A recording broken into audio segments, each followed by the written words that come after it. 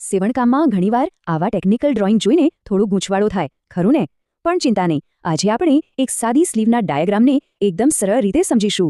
ચાલો સાથે મળીને આની દરેક રેખા અને વળાંક પાછળનું રહસ્ય જાણીએ. તો જુઓ, આ છે આપણી બ્લુપ્રિન્ટ. પહેલી નજરે થોડો ટેકનિકલ લાગે, ઘણી બધી લાઈનો છે, અમુક અક્ષરો છે, માપ પણ લખેલા છે, પણ ગભરાવાની બિલકુલ જરૂર નથી. આપણે આને સ્ટેપ બાય સ્ટેપ એવી રીતે સમજીશું કે અંત સુધીમાં આખો ડાયાગ્રામ એકદમ પાણી જેવો સાફ થઈ જશે. ઓકે, તો આને સમજવા માટે આપણે એકદમ સિસ્ટમથી આગળ વધીશું. પહેલા ડાયાગ્રામને ઓળખીશું, પછી એનું બેઝિક સ્ટ્રક્ચર બનાવીશું, સ્લીવ કેપના વળાંક કેવી રીતે આપવો એ જોઈશું, પછી બધી જરૂરી લાઇન્સ અને પોઈન્ટ સમજીશું, અને છેલ્લે આ બધા માપનો અર્થ શું છે એ જાણીશું. ચાલો ત્યારે શરૂ કરીએ. તો ચાલો શરૂઆત કરીએ પહેલા ભાગથી. આ જે ડાયાગ્રામ છે ને, એ ખાલી એક ચિત્ર નથી. સમજો કે આ એક પરફેક્ટ પ્લાન છે. આનો મુખ્ય હેતુ એ જ છે કે એક એવી સ્લીવ બને જે ડ્રેસ કે બ્લાઉઝ સાથે એકદમ સરસ રીતે ફિટ થાય અને પહેરવામાં પણ કમ્ફર્ટેબલ લાગે. હવે વારો છે બીજા સ્ટેપનો, મૂળભૂત માળખું. જો કોઈપણ કોમ્પ્લેક્સ ડિઝાઇન હંમેશા એક સિમ્પલ શેપથી શરૂ થાય છે. આપણી સ્લીવ માટે પણ એનો પાયો છે એક સાદો લંબચોરસ.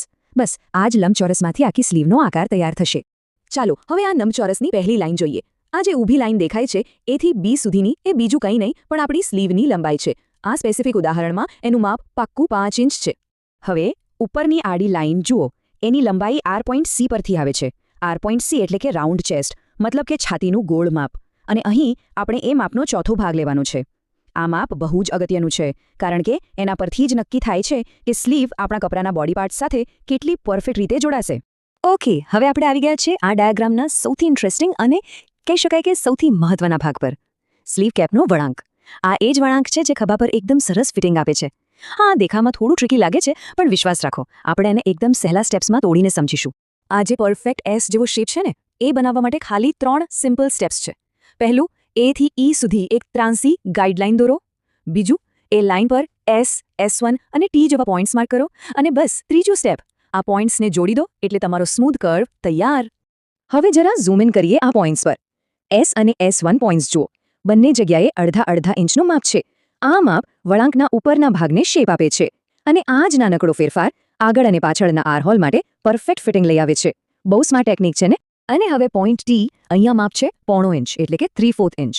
આ પોઈન્ટ વળાંકના નીચેના થોડા ઊંડા ભાગને નક્કી કરે છે. એમ થશે કે આટલા નાના માપથી શું ફેર પડે, પણ આ જ નાનકડી ડિટેલ હાથને મૂવમેન્ટ માટે જરૂરી સ્પેસ આપે છે. પરફેક્ટ સિલાઈ એટલે આવી જ ચોકસાઈ.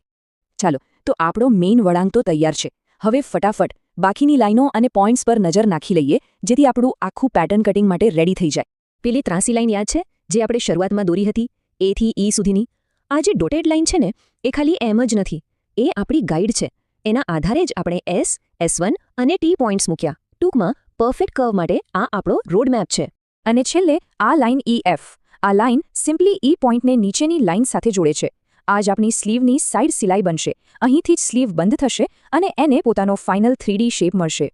ઓકે, હવે આપણે આપણા છેલ્લા અને બહુ જ અગત્યના સેક્શનમાં છીએ.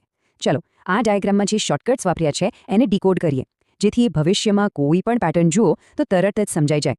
RCHનો મતલબ છે રાઉન્ડ ચેસ્ટ, એટલે કે છાતીનું ગોળ માપ. આપણે વાત કરીએ એમ, આ માપ જ નક્કી કરે છે કે સ્લીવ કેપ કેટલી પહોળી બનશે, જેથી એ શરીર સાથે બરાબર ફિટ થાય. એ જ રીતે RAM એટલે રાઉન્ડ આર્મ, એટલે કે હાથના બાવડાનું ગોળ માપ. ડાયાગ્રામ કહે છે કે આ માપનું અડધું માપ સ્લીવના નીચેના ઘેરાવા માટે લેવાનું છે. સિમ્પલ શબ્દોમાં, સ્લીવ નીચેથી કેટલી ખુલ્લી રહેશે એ આ માપ પરથી નક્કી થાય છે.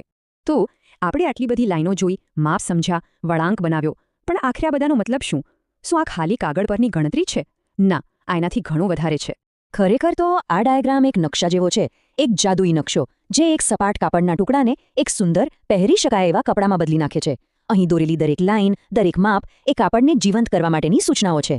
અને છેલ્લે એક મજાની વાત, દુનિયાની કોઈ પણ જટિલ ડિઝાઇન હોય, એનો પાયો આવા જ કોઈ સરળ સિદ્ધાંત પર ટકેલો હોય છે. એકવાર આ બેઝિક સમજાઈ જાય પછી તો ક્રિએટિવિટીની કોઈ સીમા નથી. તો વિચારો, આ એક સાદી સ્લીવની પેટર્નમાં થોડા ફેરફાર કરીને આપણે બીજું શું નવું બનાવી શકીએ? પફ સ્લીવ, સ્ટાઇલિશ બેલ સ્લીવ, ક્યુટ કેપ સ્લીવ કે પછી ટ્રેડિશનલ ફૂલ સ્લીવ, કંઈ પણ બનાવી શકાય છે. તમારી ક્રિએટિવિટીને કોઈ સીમા જ નથી. તો હવે આ બ્લુપ્રિન્ટ તો તૈયાર છે. હવે સવાલ એ છે કે આના પરથી સૌથી પહેલાં શું બનશે? પફ સ્લીવવાળું ફ્રોક કે પછી બેલ સ્લીવવાળો સ્ટાઇલિશ ટોપ? વિચારવાનું શરૂ કરી દો, કારણ કે હવે તમે કંઈ પણ બનાવી શકો છો.